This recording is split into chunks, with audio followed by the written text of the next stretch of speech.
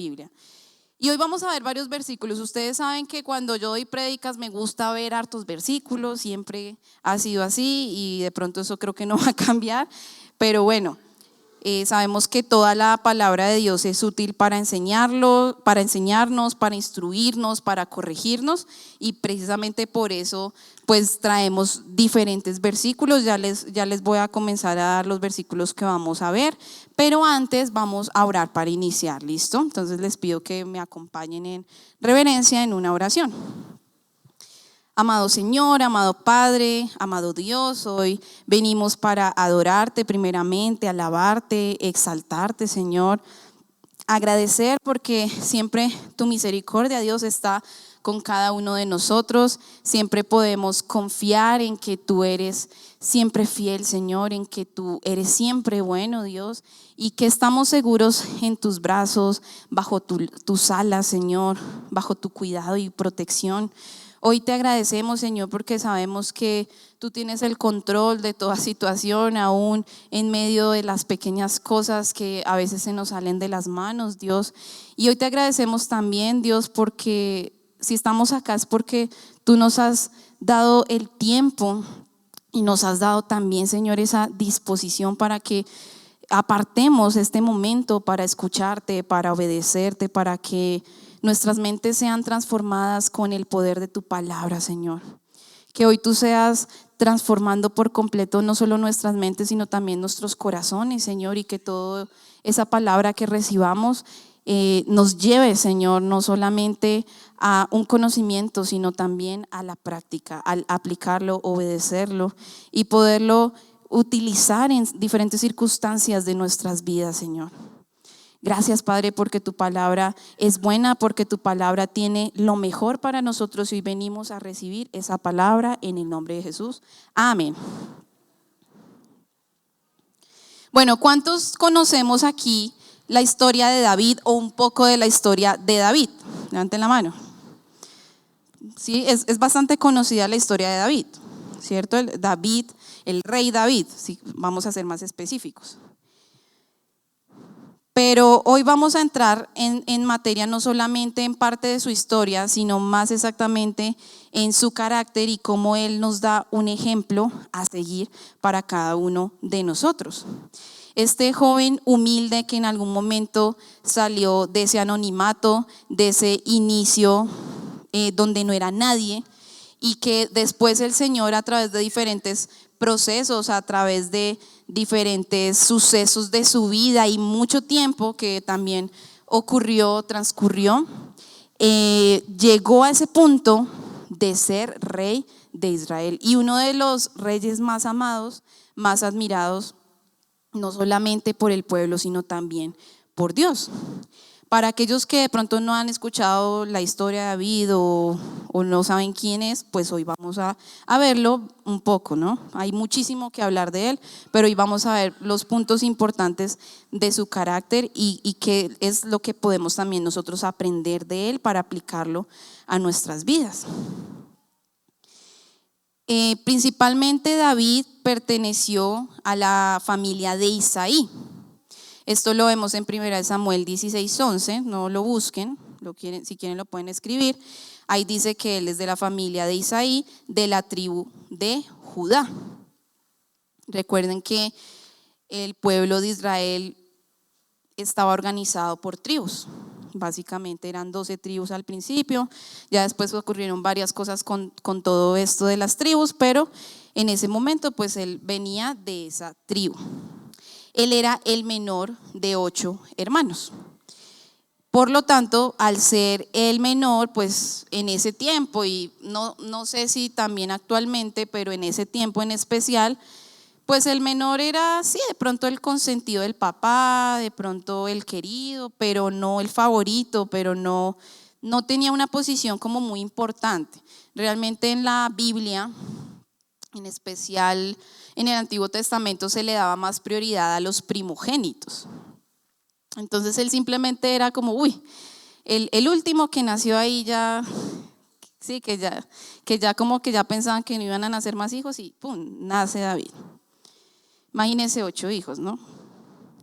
Entonces, por lo tanto, él era el más postergado, como el más, en cierto modo, tenido en poco. Y por lo tanto se le daban esas labores que no eran tan importantes o tan relevantes. Y parte de una de las primeras labores que comenzó a hacer él, o uno de sus primeros roles, fue esa labor de ser pastor de ovejas, literalmente, con los animalitos, ovejas, porque actualmente pues ya nosotros no conocemos como tal un pastor de ovejas de verdad, sino un pastor de ovejas como cada uno de ustedes o como nosotros. En ese caso, él simplemente tenía esas tareas pastoriles que pues como que se tenían en poco, y pues sus hermanos mayores, la mayoría de ellos, no sé si todos, eran soldados del rey, que eso sí era una mejor posición, más importante, más interesante. Él nació además en Belén de Judea, y podemos ver una referencia sobre esta ciudad en Miqueas 5:2, pero aquí se refiere más exactamente a Jesús, porque Jesús también viene de allí, también es su pueblo natal. Entonces es interesante cómo esa misma ciudad que trajo a nuestro Salvador era la misma ciudad del rey David. Y dice Miqueas 5:2 que era una de esas ciudades más pequeñas e insignificantes. La gente no la tenía en gran estima. Entre todas las familias de Judá, la tribu de Judá era una, como decir, usted vive por allá en ese barrio que nadie conoce, por allá en el lugar más recóndito. Pero imagínense qué dos grandes personajes salieron de allí, Jesús y David. Entonces lo primero que podemos ver aquí es ese contexto de quién era él y su origen humilde, ¿no? Y más allá de ese origen humilde, también debemos saber lo que sucedió antes de que inicie la Biblia a hablarnos como tal de este joven David. Anteriormente, el pueblo de Israel tenía como rey a Dios. Él era el que los gobernaba, los dirigía. También pues hubo varias maneras en las cuales él organizó su nación, a través de los jueces, a través de diferentes líderes que se iban levantando. Pero el pueblo de Israel, al ver a otros pueblos como ejemplo, empezaron a desear lo que esos otros pueblos tenían, y empezaron a pedirle a Dios un rey, que se levantara un rey, que les pusiera un rey que los gobernara. Realmente esto no fue algo que Dios quisiera hacer, fue una petición que el pueblo entregó a Dios, y Dios se la concedió. Y ese primer rey, ¿sabemos cómo se llama? ¿Alguien sabe? El primer rey de Israel. Les da pena, lo saben, pero les da pena equivocarse. Muy bien, Saúl, sí, muy bien. Ese era el actual rey de Israel, el primero. Y pues claramente fue escogido por Dios, ungido por el profeta de Dios, Samuel, y todo como es debido. Pero lamentablemente, si vemos toda la historia de Samuel, Crónicas, Reyes, nos damos cuenta que Saúl cometió bastantes errores, y fueron errores que le costaron su reinado. Él se dejó llevar de orgullo, de vanagloria. Le importaba más el qué opinaban los demás de él que lo que opinaba Dios mismo de él y de lo que él hacía.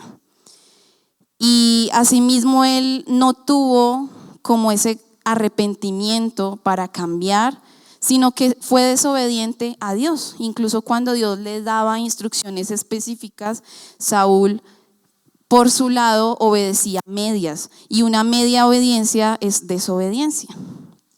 Y eso fue lo que pasó con ese primer rey, Saúl. ¿Por qué entramos a hablar de Saúl? Porque es muy importante, es un personaje muy importante en la historia de nuestro personaje principal, David.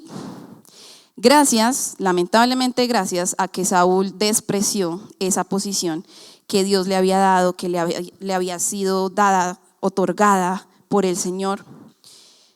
el Señor buscó a alguien que lo reemplazara, alguien que lo sucediera, porque efectivamente la labor que él estaba haciendo no era la correcta. Así que Dios encarga a su profeta Samuel, el gran conocido profeta Samuel, la labor de ungir a ese nuevo rey. Y como la mayoría de nosotros, los seres humanos, bueno, llevamos 3 personajes, ¿no? David, Saúl, Samuel. Samuel es el profeta, no se me vayan a confundir. Y como la mayoría de los seres humanos, nosotros nos dejamos llevar por las apariencias. Uno mira a alguien por primera vez sin conocerlo y uno ya se imagina, uy, debe ser así y debe hacer esto y no sé qué. Y uno tiene como, cuando uno conoce a alguien, uno recibe una cierta percepción de esa persona, una primera impresión. Puede que sea mala, puede que sea buena, puede que sea correcta o incorrecta. Muchas veces es incorrecta, muchas veces fallamos en cuando vemos a alguien. Y incluso a mí me pasa mucho que me decían, y es que tú eres como, tú parecías como, cuando te conocí parecías como antipática, por ejemplo, o creída, porque no hablabas con nadie o no saludabas a nadie. Y realmente yo lo que era tímida, me daba vergüenza dirigirle la palabra a alguien o saludarlo o apenas mirarlo a los ojos. Y por eso creían que uno era un creído, un grosero o un antipático. Entonces, ahí es donde vemos con los ojos de la persona que es juzgada por la primera impresión. Normalmente nosotros nos dejamos llevar por las apariencias. Y, pues como dice la frase, las apariencias engañan. Así que Samuel también, en esa labor que el Señor le encomendó, se deja llevar un poco por esas apariencias. Él comienza esa elección del sucesor, del rey actual, del sucesor de Saúl, por los hermanos mayores, por aquellos 7 que les mencioné. Y la instrucción fue específica, el Señor le dijo, ve a la casa de Isaí, a esa familia, y entre esos 8 hijos, ahí está el siguiente rey de Israel.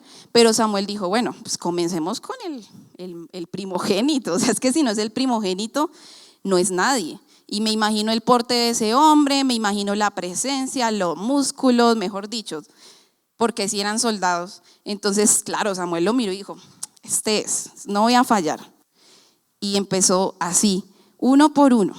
Vio que tenían más fuerza, más edad, más presencia. Y Dios le hace una aclaración muy importante y es donde vamos a entrar a leer nuestros versículos. Primera de Samuel 16, 7. Primera de Samuel capítulo 16, versículo 7. Primera de Samuel está en el Antiguo Testamento. Cerca a Reyes, cerca a Crónicas, por ahí donde están todas las historias las primeras historias del pueblo de Israel. Ya lo tenemos, igual aquí también creo que me están ayudando con los versículos. ¿Me pones el anterior? Por favor, Angélica. Ajá, eso desde ahí. Dice, y Jehová respondió a Samuel, cuando Samuel empezó a decir, uy, debe ser este. Le dijo, no mires a su parecer, ni a lo grande de su estatura, porque yo lo desecho. O sea, a mí no me importa eso que tú estás mirando. Porque Jehová no mira lo que mira el hombre, pues el hombre mira lo que está frente a sus ojos, delante de sus ojos, en sus narices. Pero Jehová, ¿qué mira? El corazón. Nos dice, la última palabra que dice ahí el versículo es importante y es la palabra clave que vamos a desarrollar alrededor de esta prédica. Jehová, ¿qué mira? El corazón.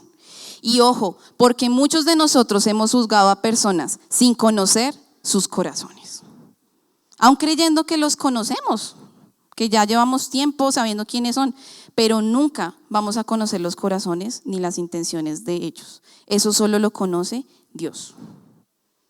Y sí, es una enseñanza para nosotros cuando a veces nos vamos de muy juzgones y criticones. Y nos gusta mirar la pajita en el ojo del hermano, pero no vemos la viga que tenemos en nuestro propio ojo. Y vemos que David no tenía nada bueno que ofrecer. O sea, realmente nadie lo hubiera escogido. Y asimismo es como Dios ha hecho con nosotros. O sea, Dios nos escogió a nosotros no porque haya encontrado algo valioso, maravilloso, especial en nosotros.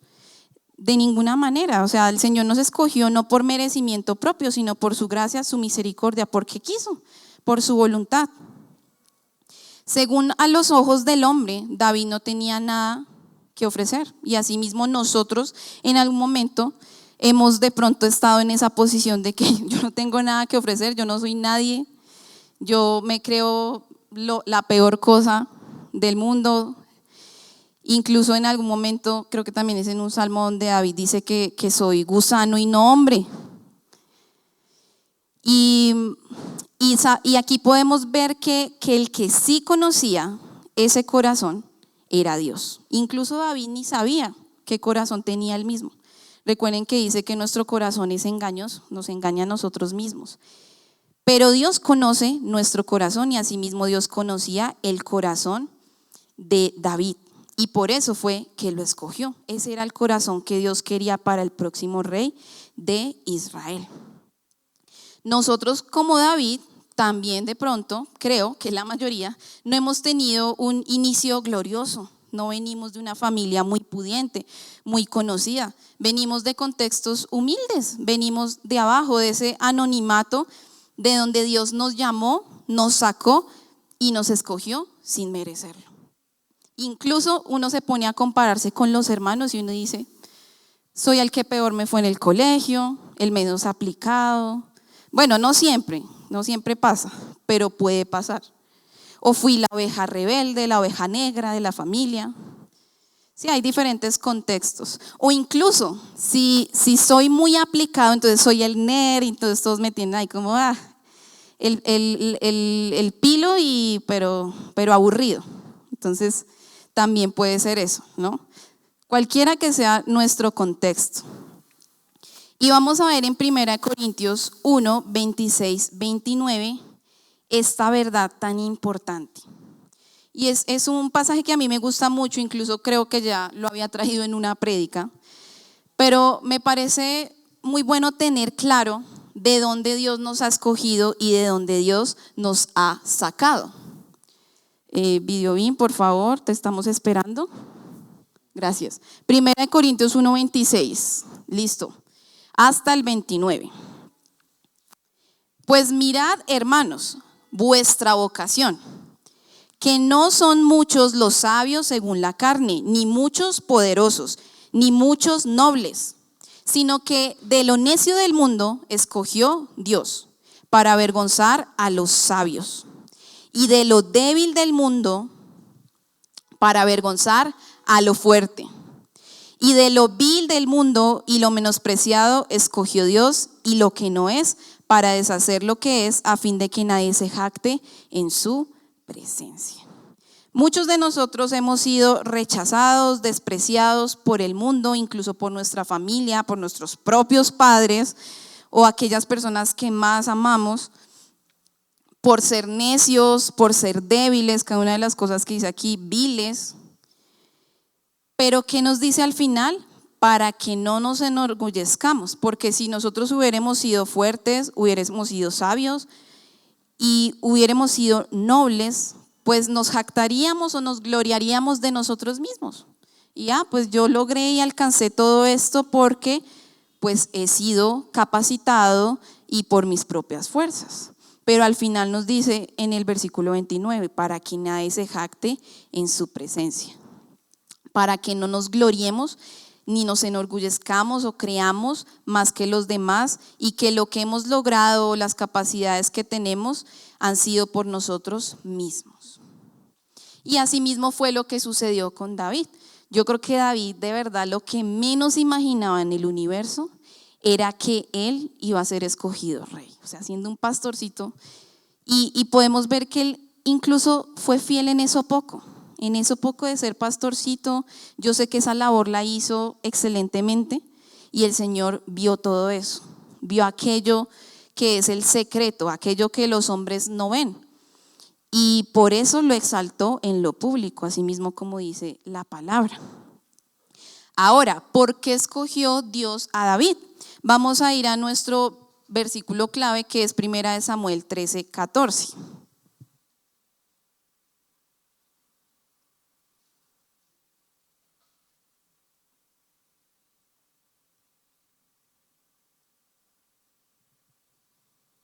Y acá el Señor aclara por qué escogió a David.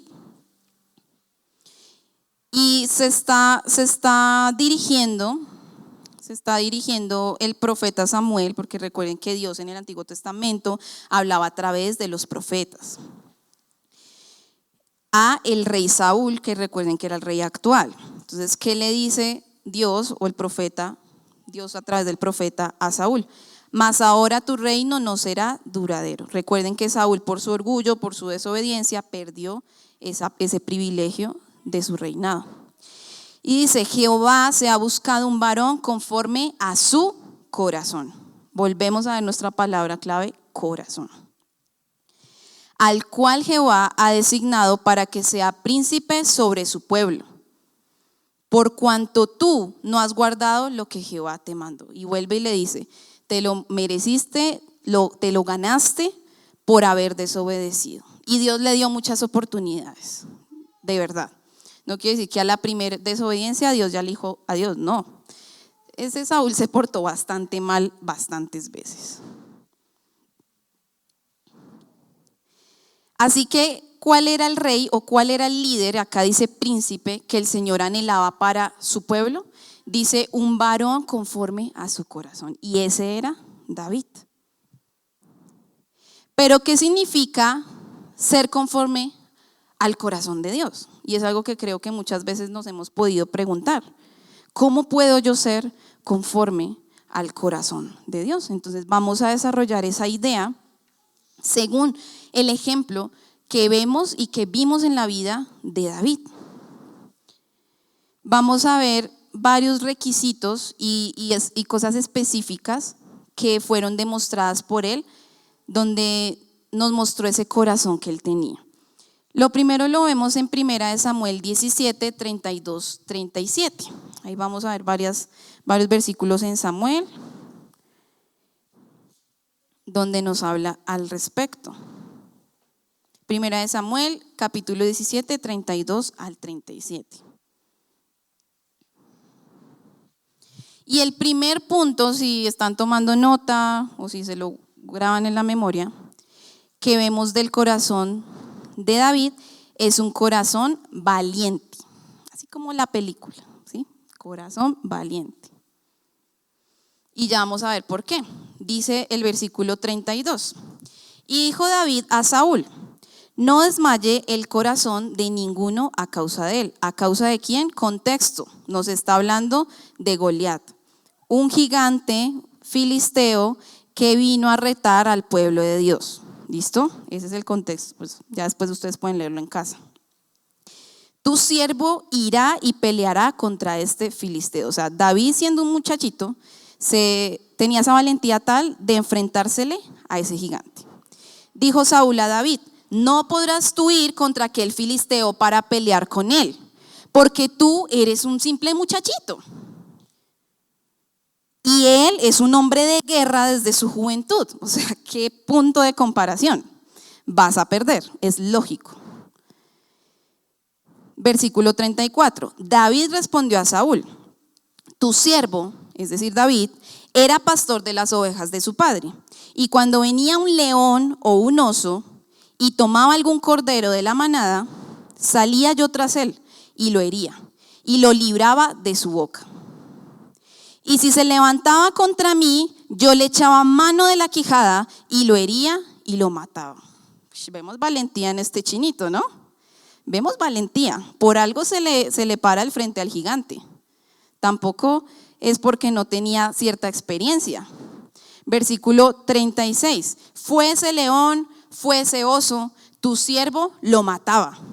Y este filisteo incircunciso será como uno de ellos, porque ha provocado al ejército del Dios viviente. Incluso tenía ese temor por Dios, por el nombre del Señor, y que el nombre del Señor quedara por debajeado por un ejército enemigo. Versículo 37. Añadió David: Jehová me ha librado de las garras del león y de las garras del oso, y él también me librará de la mano de este filisteo. Y dijo Saúl a David: ve y Jehová esté contigo. Y lo demás es historia. ¿Qué pasó? ¿Quién ganó? Joel, ¿quién ganó? ¿David o Goliat? Eso lo sabemos, esa historia la conocemos y lo hemos visto en dibujitos y todo. Y parece ficción, pero fue realidad, fue verdad. Pero vemos cómo él tenía esa valentía, pero esa valentía no nacía de él mismo, sino nacía de su confianza, de la confianza que tenía en Dios y en el poder de Dios. Y que él no podía aceptar, tolerar que se levantara alguien a blasfemar en contra del nombre de Dios, porque eso era lo que estaba haciendo este gigante Goliat. Y con esa misma valentía que David se enfrentó a osos, a leones, a lo que fuera, tuvo esa misma valentía para enfrentarse a Goliat, y sabemos que venció a pesar de que pareciera que tuviera todas las de perder. Él sabía que su fuerza no provenía de él, porque si hubiera dependido de su fuerza, pues ustedes saben que parte de la historia es que incluso le pusieron una armadura, le quedó grande, se le veía chistosa, no le sirvió para nada, y que él con tan solo, ni siquiera espada, sino con hondita y piedrita, y ya, chan, ¿no? Muy bien. Y ya después, chácatelas. Le cortó la cabeza, ¿cierto? ¿No? ¿O me lo inventé? Mucha acción. Así terminó esta historia, o sea, y yo me imagino que y la cabeza era el tamaño de él, o de la mitad de David, yo creo. Es que era un gigante grande. Él dependía completamente del poder y del favor de Dios, y esa fe y esa confianza la tuvo para enfrentarse. Entonces, primer punto que vemos: corazón valiente. Segundo punto, vamos a ir al Salmo 51. Sería maravilloso leer todo el Salmo 51, pero es que por tiempo no lo podemos hacer. Y este es un salmo de arrepentimiento. Por eso el segundo punto es corazón arrepentido. Cada vez que usted peque y quiera pedir perdón a Dios, lea este salmo. Ore este salmo. ¿Y el contexto de este salmo cuál es? Sabemos que David no fue perfecto. David en algún punto cometió los pecados más terribles que alguien puede cometer. Dice que este salmo lo escribió cuando tuvo relaciones sexuales con una mujer ajena, una mujer que era casada. Y después terminó haciendo un montón de cosas, mintió, mandó al esposo de la pobre mujer como carne de cañón prácticamente, y lo mandó al inicio de la batalla para que muriera y que no se dieran cuenta de su pecado, porque incluso ya quedó embarazada. Y bueno, una novela, una renovela. Y pues él fue culpable de adulterio, fornicación, mentira y asesinato. Básicamente, si se me escapa algo de pronto, pero no más con eso ya es suficiente. Y David, vemos que a pesar de ese gran pecado, se arrepiente. Vamos a leer solo el versículo 10, Salmo 51, versículo 10 y el versículo 17. Igual todo el Salmo es maravilloso, pero pues solo estos dos puntos por tiempo. El 10 dice: crea en mí, oh Dios, un corazón limpio y renueva un espíritu recto dentro de mí. Miren, el hombre conforme al corazón de Dios, pidiéndole a Dios que le cree un corazón limpio. Y versículo 17: los sacrificios de Dios son el espíritu quebrantado, y al corazón contrito y humillado no despreciarás tú, oh Dios. Incluso vemos el conocimiento que tenía David de la persona de Dios, sabiendo que si él se arrepentía de todo corazón, porque fue sincero y Dios lo sabía, y se humillaba de tal manera, el Señor no lo iba a despreciar a pesar de todo lo malo que había hecho. Como vemos, David, nuestro famoso ejemplo, maravilloso ejemplo de hoy, no fue perfecto. Fue de los pecadores uno de los peores. Como vimos, mentiroso, fornicario, adúltero, asesino. Pero aún así, el Señor tuvo misericordia porque vio un corazón arrepentido. El Señor le ofreció gracia y perdón. Pero ojo, porque no se trata de, entonces yo puedo hacer lo que sea y pues Él me va a perdonar. Ojo, porque esto a David le costó muchas cosas. Y David recibió las consecuencias de sus pecados. No crean que porque Dios lo amó tanto, lo libró de las consecuencias. Sí, lo salvó, sí, lo perdonó. Pero él tuvo muchas consecuencias al final de sus días con su familia de todos esos pecados que cometió. Así que, ojo, porque no se trata de que el Señor me va a perdonar y ya. No, estamos hablando de arrepentimiento. Un cambio en la dirección de la vida, en la mente, en las decisiones.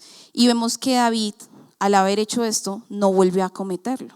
Si él hubiera cometido otra vez estas cosas, no hubiera demostrado un verdadero arrepentimiento. Tomó la decisión de cambiar, cambió su rumbo. No siguió persistiendo en ese pecado. Se humilló, confesó su maldad. Y además, ¿qué pidió? Limpieza y santificación. Fue en oración a Dios, a la presencia del Señor, pidiendo que lo limpiara de ese pecado. Listo, tercer punto, vamos a 2 de Samuel 6, 14 al 15.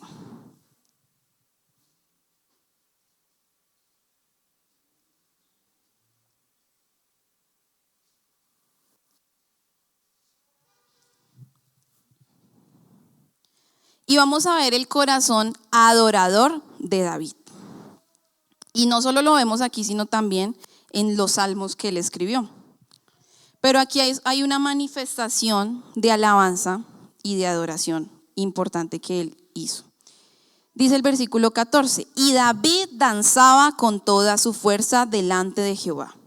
Y estaba David vestido con un efod de lino. Así David y toda la casa de Israel conducían el arca de Jehová con júbilo y sonido de trompeta. Recuerden que el arca de Jehová representaba la presencia de Dios. Entonces él estaba danzando frente a la presencia de Dios, o a la representación de la presencia de Dios. Vamos a ver los versículos 20 al 23 de ese mismo capítulo 6. Volvió luego David para bendecir su casa, y saliendo Mical a recibir a David. Mical, ¿quién era? ¿Alguien tiene idea quién era Mical? La esposa, bien Ludo, punto para Ludo. Mical era la esposa, salió a recibirla y le dijo: cuán honrado ha quedado hoy el rey de Israel, descubriéndose hoy delante de sus criadas, de sus siervos, como se descubre sin decoro un cualquiera. O sea, le dijo a su esposo: usted es un cualquiera por ese showcito que armó ahí, severo show que armó. ¿Qué le pasa? ¿Qué es ese testimonio? ¿Qué es ese ejemplo para sus siervos? Todo eso fue lo que le dijo.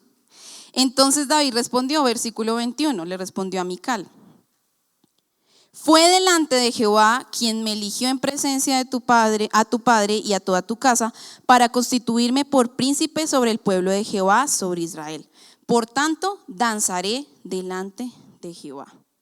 Y aún me haré más vil que esta vez, y seré bajo a tus ojos, pero seré honrado delante de las criadas de quienes has hablado. Y Mical, hija de Saúl, nunca tuvo hijos hasta el día de su muerte. Le costó a esa señora. Así que cuidadito, esposas, con lo que le decimos a nuestros esposos. Una enseñanza. Pero aparte, vemos que a David no le importó lo que le dijo la misma mujer. Le importaba lo que Dios pensaba de él. Y él dijo: es que yo no hice eso por usted. Yo lo hice por mi Señor. Y en presencia del Señor dancé, adoré. Fue una manifestación de adoración, pero fue una expresión que nació de su corazón y que él no lo demostraba solo con los salmos, los cánticos, la danza, la música, sino con su vida diaria, porque realmente eso es lo que significa la adoración. Y no solo esos salmos, todos los salmos que él escribió son una clara expresión de ese corazón adorador de David, sino su vida diaria, todo lo que hemos desarrollado el día de hoy vamos a seguir desarrollando. Él se despojó de su posición de rey y se hizo vil, o sea, se hizo inferior, se hizo lo más bajo. Incluso su esposa se burló. Puedo que alguna otra persona también se haya burlado y hubiera dicho, ¿viste qué le pasa? Yo no sería capaz de hacer eso. Y yo les pregunto, ¿ustedes son aquellos que todavía se avergüenzan de manifestar o expresar nuestro gozo o nuestra alabanza a Dios? Y pasa mucho con los jóvenes. Pasa mucho con los jóvenes que, ay, qué pereza alzar las manos. O no, qué pereza, qué vergüenza. Sí, como que me van a decir, ay. Sí, uno sufre de vergüenza. Pero aquí vemos que él tenía la posición más alta y se humilló a la más baja para adorar al Señor. Así que examinemos nuestro corazón. Todas esas manifestaciones son de gran estima y honra para Dios. Por eso es que aquí, los sábados de reunión de jóvenes, los domingos, hacemos ese tiempo de adoración y alabanza expresada con música. Y donde se debe aplaudir, donde se debe cantar, gritar, saltar, danzar. Porque eso agrada al Señor. Incluso en los salmos se indica cada una de estas manifestaciones, específicamente. Por eso se hace, es bíblico. Así que evaluemos. ¿Nos dejamos llevar más por el que dirán o que después criticarán de mí, o por lo que a Dios realmente le agrada? Si Él no se avergonzó, ¿quiénes somos nosotros para avergonzarnos? Cuarto, vemos en Samuel 24, 10 al 12, Samuel, ahí no escribí que si era primera o segunda. Profe Camilo, ¿dónde está mi esposo? ¿Cuál es? ¿Segunda o primera de Samuel? Ya. ¿Sí? ¿Es esa? Sí. Primera. Gracias, profe. Profe pastor. Primera de Samuel. Sí, porque recuerden que tiene 2 libros, entonces hay uno que va como ahí. Primera de Samuel 24, versículo 10.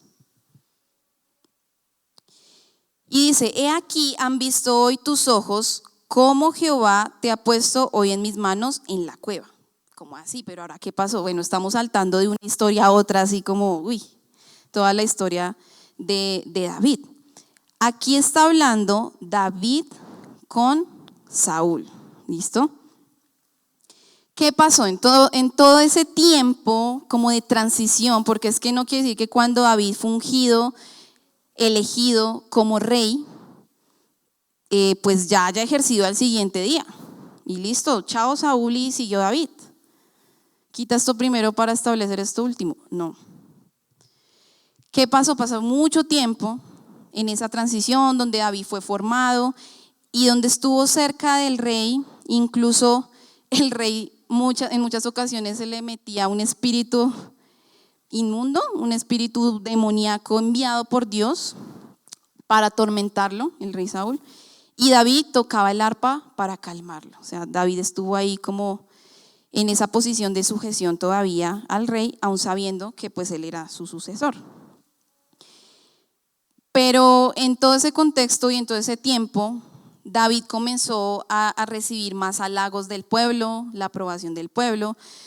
Incluso hay un cántico que dice, Saúl mató, no me acuerdo bien los números, a 1000, David a 10,000, digamos que era así.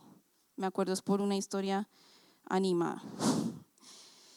Y ahí eso demostraba que la gente estaba prefiriendo el gobierno o el liderazgo de David como soldado y pues próximo rey. Y entonces acá lo que vemos es que a causa de esa aprobación que tenía David por el pueblo, Saúl comenzó a cogerle envidia, comenzó a odiarlo, y aún David nunca le hizo nada malo, pero Saúl cogió un rencor contra ese David, o sea, de tal forma que lo odió tanto al punto de perseguirlo y querer matarlo. Entonces, en este punto, que ya vamos capítulo 24, que ya pasaron muchísimas más cosas en este drama, es un momento en el cual David había estado huyendo mucho tiempo de que Saúl no lo matara. Y hubo un momento en el cual David se encontró a Saúl durmiendo en una cueva. Y para cualquiera, ese hubiera sido el tiro perfecto para, voy a acabar ahora sí con este, me va a vengar. Pero acá, ¿qué le dice David? Le dice, han visto hoy tus ojos como Jehová te ha puesto hoy en mis manos en la cueva. Estaba ahí tendidito, dio papaya, se durmió y estaba apenas para que David lo matara. Y me dijeron que te matase, o sea, incluso ni siquiera fue que él lo pensara, sino los compañeros le dijeron, mátelo, o sea, ¿qué le pasa? No sea bobo, mátelo, aproveche, es su momento. Y pues cualquiera diría, no, eso es en defensa personal, porque pues el otro me estaba intentando matar, pues yo lo voy a matar en defensa personal. Se podría haber justificado. ¿Y qué dijo él? No extenderé mi mano contra mi Señor porque es el ungido de Jehová, pues porque es aquel que había sido escogido como rey en ese momento. Y mira, Padre mío, le dice David a Saúl, Padre mío, se refiere así a él. Mira la orilla de tu manto en mi mano, porque yo corté la orilla de tu manto y no te maté. Hizo eso como en una demostración de lo que pudo haber hecho, ¿no? Conoce pues y ve que no hay mal ni traición en mi mano, ni he pecado contra ti. Sin embargo, tú andas a casa de mi vida para quitármela. Juzgue Jehová entre tú y yo, y véngueme de ti Jehová, pero mi mano no será contra ti. Vemos el siguiente punto, el cuarto punto es corazón perdonador. Como incluso alguien que te quiere matar, asesinar, lo peor que te pueden hacer en la vida, y él decide perdonarle la vida. Incluso él tenía claro que la venganza le pertenece a Dios y que no era por sus propias manos. Entonces vemos un corazón verdaderamente perdonador y ahí es donde debemos nosotros examinar nuestro corazón. No nos hemos encontrado en una situación tan extrema, pero muchas veces nos cuesta perdonar muchas cosas que parecen de pronto importantes, difíciles de perdonar y que puede que lo sean, pero que finalmente el perdón es por nuestro bien, más allá que porque el otro se lo merezca, porque es que nadie se merece el perdón. El perdón Dios nos lo ha dado y asimismo, como nos lo ha dado sin merecer, debemos darlo a los demás. ¿Nosotros seríamos capaces de perdonar un pecado como este? ¿De hacer lo que hizo David a ese extremo? ¿O somos de aquellos que nos encanta pagar mal por mal? Que mejor dicho me responden y le respondo. Y que nos creemos con el derecho de la venganza y de tomar justicia por mis manos y que no toleramos las injusticias. Examinemos nuestro corazón. Siguiente punto, Primera de Crónicas 28, 2 al 3.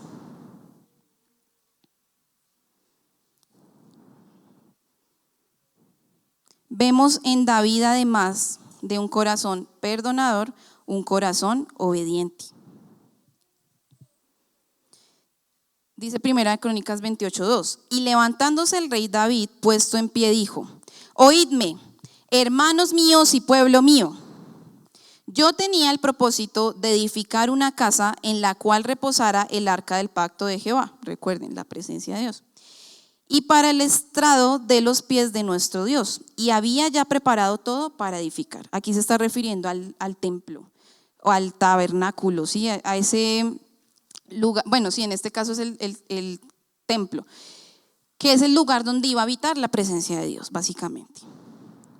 ¿Y qué dice el versículo 3, que es lo más importante? Mas Dios me dijo: tú no edificarás casa a mi nombre, porque eres hombre de guerra y has derramado mucha sangre. Pues sabemos que David fue un soldado y pues tuvo que matar. En ese contexto había que hacerlo. Y por eso no se le permitió edificar el templo. Algo que nació de su corazón y que era una intención buena, el Señor le dijo no. Y David efectivamente obedeció. En cada circunstancia de su vida, él tomó la decisión de obedecer a Dios, independientemente de sus deseos personales. A pesar de que su deseo personal en este caso era un deseo bueno, tenía una buena motivación, pero fue algo que le dejó para que lo hiciera su próximo hijo. Y aquí vemos que la obediencia no está limitada porque sea algo bueno, sea algo malo, sea algo de acuerdo a la voluntad de Dios, porque sí, pues hacer un templo era de acuerdo a la voluntad de Dios. pero no era la forma de Dios. Y el Señor fue muy claro con él. David obedeció a ojo cerrado. David no le reclamó ni le dijo nada. David obedeció y no quiso convencer a Dios. Y ojo, porque nosotros muchas veces no tenemos esa obediencia. El Señor nos dice claramente algo y nosotros como que, ay, pero ¿y si hacemos esto? Y intentamos convencerlo y intentamos por nuestro lado hacer ciertas cosas para no obedecer. Él rindió su propia voluntad a la voluntad de Dios y se sometió completamente a esa voluntad divina. ¿Qué de nosotros? Nos cuesta aceptar la voluntad de Dios, sabiendo que la voluntad de Dios, a pesar de que es buena, agradable y perfecta, es difícil de asimilar al principio. Es difícil de entenderla al principio porque va en contra de nuestros deseos humanos. ¿Estamos dispuestos a obedecer a Dios cueste lo que cueste? Examinemos nuestro corazón. Y vamos a ir a 2 de Samuel capítulo 5, ya vamos terminando.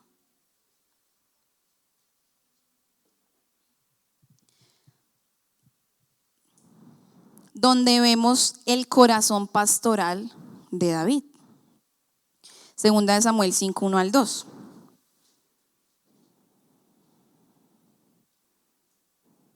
Vinieron todas las tribus de Israel a David en Hebrón y hablaron diciendo: henos aquí hueso tuyo y carne tuya somos.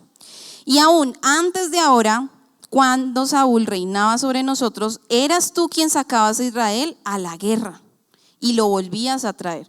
O sea, un Saúl reinando y el que estaba ahí enfrente de guerra era David, cuando en ese contexto debía ser el rey. Además, Jehová te ha dicho: tú apacentarás a mi pueblo Israel y tú serás por príncipe sobre Israel. Vemos que más allá de darle ese gobierno de rey a David, Dios le encargó la tarea de apacentar a su pueblo, de ser pastor de su pueblo. Entonces, vemos que nada fue en vano. Incluso ese origen humilde en el cual David conoció la labor pastoral de primera mano, tuvo que ejercerla toda su vida como rey, pero no con ovejas animales, sino con ovejas personas. Pero ¿qué significa apacentar? Apacentar significa todo lo que hace un pastor: alimentar, cuidar, gobernar, sustentar, atender, acompañar. Y hay dos cosas que me parecieron súper interesantes y son asociarse como amigo y andar juntos. Eso es lo que significa apacentar y esa es la labor que un pastor debe hacer. Incluso si recordamos lo que ya habíamos visto anteriormente, David fue un pastor tan entregado por sus ovejas, las animalitas, que puso en riesgo su propia vida por rescatarlas y salvarlas de las garras de esos osos y leones feroces. Y es una figura de nuestro pastor por excelencia, que es nuestro amado Jesús. Dice que Él ha dado su vida por sus ovejas, ese pastor que puso su vida por sus ovejas. David también estuvo en la posición de entregar todo por sus ovejas.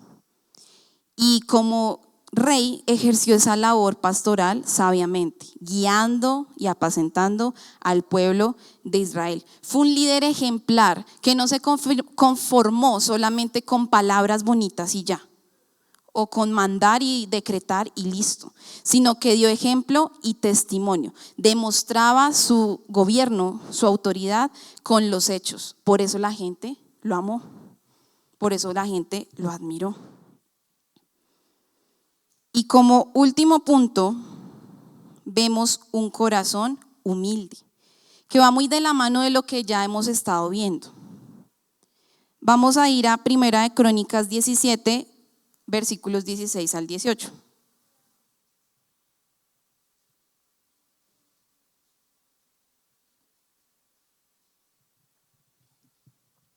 Primera de Crónicas 17, 16 al 18. Seguimos en ese contexto de cuando él quería hacer el templo. Y dice que entonces el rey David fue a la carpa donde estaba el cofre del pacto, se sentó delante de Dios y le dijo: mi Dios, ¿cómo puedes darme todo esto si mi familia y yo valemos tan poco? Bueno, cuando el Señor le dijo: no, tú no vas a hacer el templo, lo va a hacer tu hijo Salomón, pero yo voy a hacer perpetuar tu reinado. Ya lo vamos a ver también más adelante el versículo. El Señor igual le da una promesa eterna a David sobre su reinado. Y él le dice: ¿cómo puedes darme todo esto si mi familia y yo valemos tan poco? O sea, incluso en ese punto donde David ya era el más, él todavía se creía tan poca cosa. Eso demuestra humildad. Versículo 17: ¿y cómo es posible que prometas darme aún más y que siempre bendecirás a mis descendientes? Me tratas como si fuera yo alguien muy importante. Creo que aquí estoy leyendo otra versión. Sí, no me acuerdo cuál es. ¿Qué más te puedo decir, Dios mío, por haberme honrado así, si tú me conoces muy bien? O sea, él no se creía importante. Dice: pero Dios, ¿por qué me trata así? ¿Qué pasa acá? Y vemos esa humildad que él siempre demostró, siempre tuvo ese corazón rendido a la voluntad de Dios. Nunca se creyó más que los demás, aún en la posición de autoridad que Dios le había delegado, aún teniendo el agrado del pueblo, la aprobación de Dios. Él tuvo claro su comienzo humilde y se mantuvo humilde y sabía de dónde Dios lo había sacado y a dónde lo había llevado, pero por su gracia y su poder. Como siendo un don nadie, se convirtió en uno de los reyes más amados, más admirados y más ejemplares e influyentes del pueblo de Israel. Aún así, él nunca se jactó de ello, porque tenía claro que fue Dios el que lo llevó ahí, que no fue por sus propios esfuerzos y capacidades.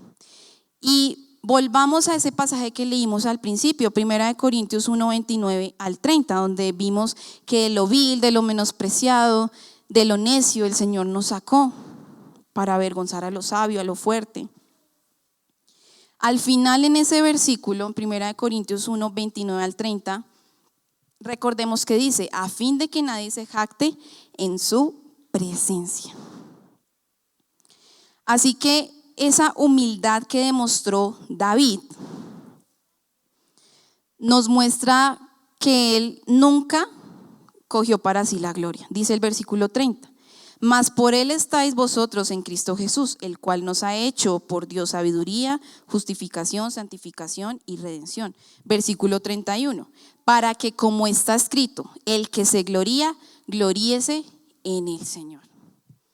Y eso es algo que tenía claro David: si he de gloriarme, me gloriaré en el Señor. Y David siempre le dio la gloria a Dios por todo. Él nunca se atribuyó ninguna victoria de nada de lo que logró en su vida. Él no se enorgulleció, se mantuvo en una posición de sumisión, incluso no solamente sumisión ante Dios, sino ante sus autoridades y una autoridad tirana como fue Saúl con él. Pero aún así, él fue sujeto, él fue humilde, él no decía: no, yo ahora soy el elegido, yo ahora soy el escogido, entonces yo aquí ya puedo hacer lo que sea, y pudo haberlo hecho, pero no. Él en todo momento le atribuyó esa gloria a Dios, se glorió en el Señor. Y es una de las enseñanzas también que vemos en la vida de David. Saber que cualquier cosa que podamos alcanzar, lograr en nuestra vida, todo ha sido y debe ser para la gloria de Dios. David también un ejemplo de ese carácter, porque todo eso de esos corazones que vimos es ese carácter conforme al de Cristo. Un corazón conforme al de Dios es un carácter conforme al de Cristo. Y Cristo dijo en Mateo 11:29 que debíamos aprender de él, que él era manso y humilde de corazón. Y eso es lo que debemos buscar nosotros. No importa qué temperamento tengamos, qué contexto tengamos, debemos dejar ser formados y procesados por Dios, como lo permitió David, aún por situaciones muy difíciles que tengamos que pasar, asimilar, enfrentar, sabiendo que Dios tiene un propósito para formar nuestro carácter y para llevarnos a cumplir el propósito que Él tiene con nosotros, el objetivo por el cual Él nos diseñó, nos creó y nos escogió. David conocía tanto a Dios que vivió por agradarle. Y incluso, como lo vimos al principio, Él viene de la tribu de Judá, la misma tribu de Cristo. Que recuerden que Cristo es llamado el León de Judá. Y fue tal el reinado que hizo David que Dios le prometió un reino perpetuo. Ese reino perpetuo es una figura del reinado futuro de Cristo. Y lo vemos en Samuel 7:14 al 16. Le dice por último Dios a David y le promete: yo seré su padre y él será mi hijo. Así que cuando haga lo malo, lo castigaré con varas y azotes, como lo haría un padre. Y veamos eso para nosotros. Si el Señor nos dice a cada uno de ustedes y a mí: yo seré tu padre y ustedes serán mis hijos, pero cuando hagan lo malo, los castigaré con varas y azotes. Porque el padre hace eso. El padre que a su hijo ama, ¿qué hace? Disciplina, corrige. La disciplina es una forma de amor, ¿no? Versículo 15, sin embargo, no le negaré mi amor. Un padre nunca nos va a negar ese amor, como se lo negué a Saúl. Miren, ahí vuelve y contrasta Dios a David con Saúl. A quien abandoné para abrirte paso. Versículo 16, tu casa y tu reino durarán para siempre delante de mí, y tu trono quedará establecido para siempre. Y si estudiamos los libros proféticos, profetas menores, mayores, en las referencias del milenio del reinado mesiánico, dice que David pastoreará, será el príncipe. En el reinado de Jesús, ahí David también va a tener una posición importante. Y es una gran figura que nos apunta a Cristo, a ese carácter de Cristo que también Cristo demostró acá en la tierra y que es lo que cada uno de nosotros debemos buscar. Por último, los dejo con una imagen. Por favor, Angélica. Una imagen una frase de un cantante cristiano que dice: matar a Goliat te llena de aplausos, pero perdonar a Saúl revela los frutos de tu corazón. Ahí es donde realmente debemos tener nuestros ojos. ¿En qué frutos yo estoy dando y cuáles son los frutos de mi corazón? Examinar cada uno de estos puntos que vimos esta noche y ver que todo lo que hagamos debe ser para la gloria de Dios y no para nosotros mismos. Entonces les pido que por favor se pongan de pie. Vamos a orar para terminar.